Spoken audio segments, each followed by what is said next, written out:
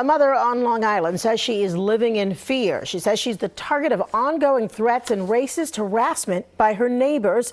And she says those threats don't stop, including a neighbor with his guns and even a dead squirrel she says was placed in her yard. Eyewitness News reporter Lucy Yang is live tonight in Valley Stream. Lucy? Well, Sandra, the single mom who lives in this home behind me says she tried everything to be a good neighbor, but the intimidations, the harassment just keep getting more intense. Now other neighbors are gathering around her to make sure she is not pushed out of this neighborhood. Because a dead squirrel is what's next after that.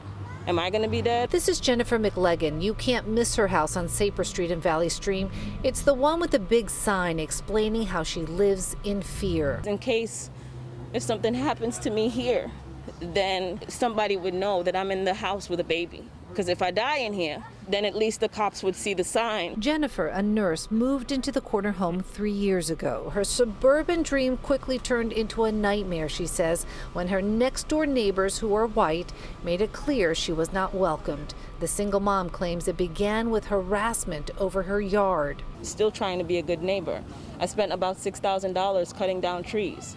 I'm mowing the lawn myself. Next, she says she started finding feces dropped on her property and more recently, a dead squirrel. The previous owner said they ran her out of the neighborhood because of the dead squirrel she used to find, and she just couldn't take it anymore.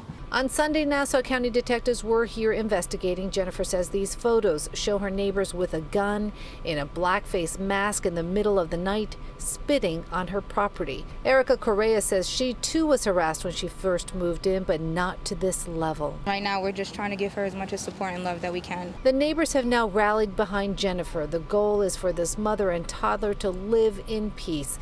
Jennifer fears police have their hands tied. If there's no arrest, there's no restraining order. It's like they're kind of waiting for me to drop dead in here before they help me. Well, as you can see live out here in the neighborhood, there are police on location.